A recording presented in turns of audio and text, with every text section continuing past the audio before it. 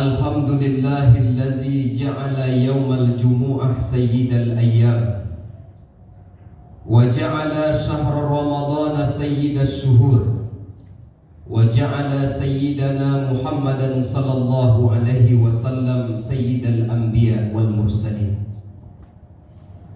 wa ala alihi wa ashabihi wa zurriyatihi ajma'in.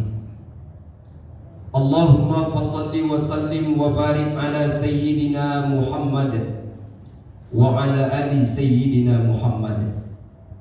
Faya ayyuhal hadirun ittaqullaha haqqa tuqatih wa la tamutunna illa wa antum muslimun. Wa qala Allah ta'ala fil Qur'anil Karim, a'udzu billahi minasy syaithanir rajim. Bismillahirrahmanirrahim. Ya ayyuhallazina amanu kutiba alaikumusiyam kama kutiba alal ladzina min qablikum la'allakum tattaqun. Shadaqallahul aliyyul azim. Hadirin jemaah Jumat yang Allah muliakan, bersyukur kita kepada Allah pada hari yang mulia ini. Allah cukupkan nikmat dan karunia-Nya kepada kita bersama. Dengan nikmat dan karunia itu Allah hantarkan kita menjadi tamunya di siang hari yang mulia ini. Mudah-mudahan kemuliaan hari ini mengantarkan kita menjadi hamba-hamba yang mulia di sisi Allah Subhanahu wa ta'ala. Salawat dan salam kita sampaikan buat Nabi kita Muhammad sallallahu alaihi wasallam. Allahumma salli ala sayyidina Muhammad wa ala ali sayyidina Muhammad. Assalamu alayka ya Rasulullah, assalamu alayka ya Habiballah. Mudah-mudahan kelak di yaumil mahsyar kita termasuk di antara umatnya yang akan mendapatkan syafaat dari baginda Rasul kita yang mulia Muhammad sallallahu alaihi wasallam. Hadirin jemaah Jumat yang Allah muliakan, wa tazawwadu fa inna khairaz zadi taqwa. Berbekallah kalian, bekal terbaik itu adalah ketakwaan kepada Allah. Harta yang kita kumpulkan dari pagi, siang, petang hingga malam, bila masanya nanti malaikat maut telah datang mencabut nyawa kita, semuanya akan kita tinggalkan. Jabatan yang kita halalkan beragam macam cara untuk memperoleh dan mempertahankannya, bila masanya tiba, jabatan itu akan berpindah pada orang lain. Anak keturunan yang kita banggakan karena kepintarannya, karena kehebatannya, karena kekayaannya, bila masanya nanti tiba, semua itu tak lagi dapat menolong dan bermanfaat. Maka apa yang dapat menolong kita di saat itu? Yang dapat menolong adalah amal soleh yang pernah kita buat semasa hidup di muka bumi ini. Makanya setiap khatib yang naik di atas mimbar Jumat ini, setelah memuji Allah, bersolawat kepada baginda Rasul, satu pesan yang tak boleh ditinggalkan adalah pesan untuk senantiasa berwasiat menjaga ketakwaan kepada Allah Subhanahu wa ta'ala. Hadirin jemaah Jumat yang Allah muliakan, hari ini kita sudah berada di tanggal 29 Sya'ban. Bila hari ini, bulan ini hanya berjumlah 29 hari, maka hari ini adalah hari terakhir kita di bulan Sya'ban. Nanti begitu azan maghrib berkumandang, maka masuklah bulan 1 Ramadan, yang merupakan bulan yang agung, yang istimewa, yang dinanti-nanti oleh setiap umat-umat yang beriman. Bulan Ramadan itu adalah laksana seorang dokter yang dinanti-nanti oleh seorang yang sedang sakit, yang sedang menunggu pertolongan. Bulan Ramadan itu adalah laksana hujan yang turun bagi seorang petani yang sedang menunggu turunnya hujan di saat tanam-tanamannya kekeringan. Begitulah perumpamaan kedatangan Ramadan ini bagi orang-orang yang beriman. Orang-orang yang tertanam di dalam hatinya iman pasti akan merasa bahagia dengan hadirnya Ramadan.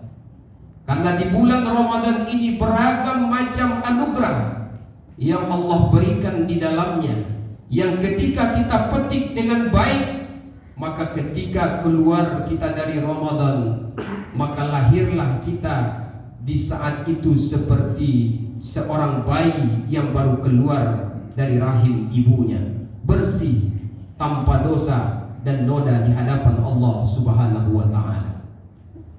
Karena di dalam bulan suci Ramadan ini, wa iza jaa Ramadan, apabila datang bulan Ramadan, kata baginda Nabi, putihat abwabul jannah, Allah buka seluruh pintu surga. Wa ghulliqat abwabun nar, Allah tutup seluruh pintu neraka. Wa subsidatis sayatin, Allah belenggu seluruh setan-setan. Kenapa Allah begitu membesar-besarkan ini Ramadan? Karena kita ingin menjadikan Ramadan ini sebagai peluang emas bagi kita untuk bertobat kepadanya. Kita ini adalah al-insanu makalun khata' wan nisyan, tempatnya salah, tempatnya lupa. Banyak kesalahan, banyak kelupaan, banyak dosa yang sudah kita buat.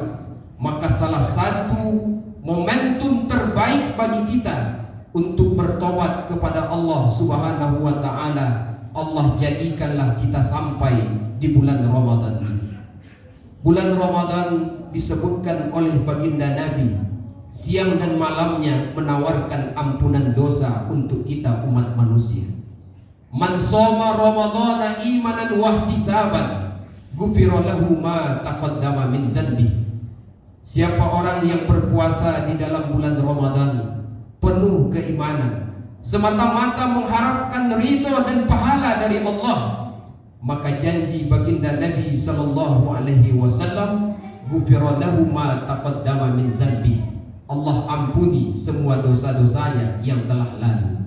Bahkan bukan hanya di siang harinya, malam harinya pun ada peluang ibadah yang menyebabkan kita terampuni semua dosa-dosa kita yang telah lalu.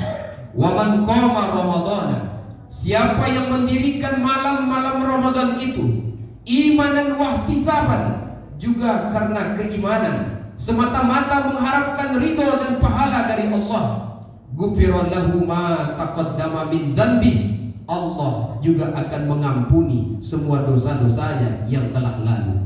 Bahkan dalam sebuah hadis qudsi, Allah Subhanahu wa ta'ala mengingatkan, as-saumu li wa ana ajzibi, puasa itu adalah untukku, akulah yang akan membalasnya. Bila ibadah-ibadah kita yang lain, Rasul sebutkan, likulli hasanah bi asri amsalihah, setiap satu perbuatan baik yang kita kerjakan 10 ganjaran yang Allah berikan. Bahkan maksimalnya semua amal ibadah kita Allah lipat gandakan sampai 700 kali lipat. Tapi Ramadan, baginda Nabi sallallahu alaihi wasallam menyampaikan sebuah pesan dari Allah, as-saumu li, puasa itu untukku, kata Allah, wa ana ajzibi, sayalah yang akan membalasnya. Apa maknanya? Ibadah puasa ini batasan ganjarannya tak terbatas, bukan 10 kali lipat, bukan 100 kali lipat, bukan 700 kali lipat, bukan 1.000.000 kali lipat. Tapi balasan puasa Ramadan itu adalah terserah kehendak Allah, karena Allah yang langsung memberikan balasan. Ada sebuah riwayat menceritakan, 2 orang sahabat yang sama-sama taat beribadah kepada Allah. Satu sahabat yang pertama mati dalam keadaan berjihad, berperang melawan musuh-musuh Allah, yang merupakan kematian yang didamba-dambakan oleh seorang mukmin yang beriman, yakni mati syahid bertempur melawan musuh Allah, karena jaminannya adalah surga tanpa hisab. Lalu ada di antara sahabat yang satunya lagi meninggal setahun setelah meninggalnya sahabat yang pertama.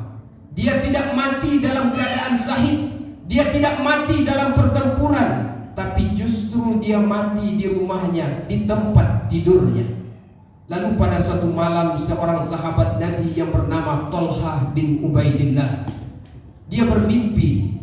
Dalam mimpinya itu dia melihat dua orang sahabat ini sedang berada di depan pintu surga. Lalu ternyata penjaga pintu surga memanggil sahabat yang kedua yang justru lebih awal untuk memasuki surga.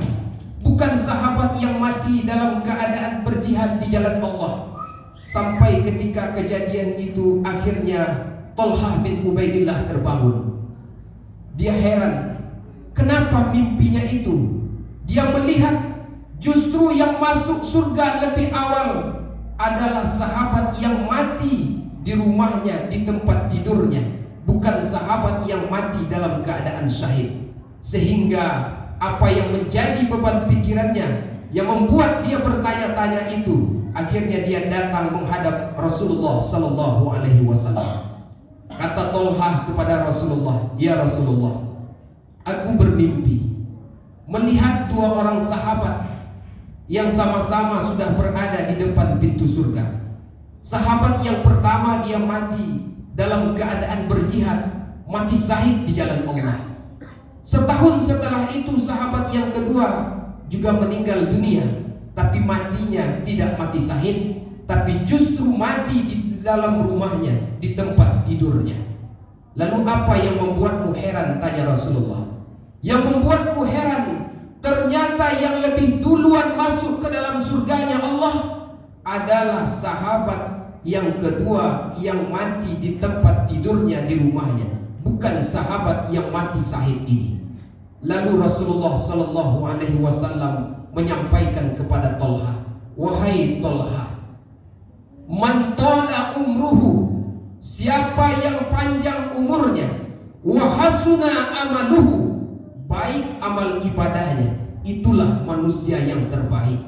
Memang sahabat yang pertama mati dalam keadaan syahid, tapi sahabat yang kedua mati setahun setelahnya.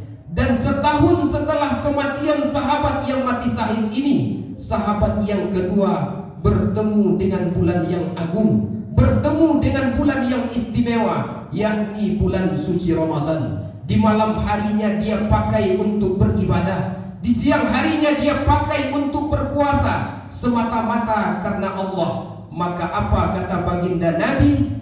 "Bima bainahuma kas-sama'i wal ard."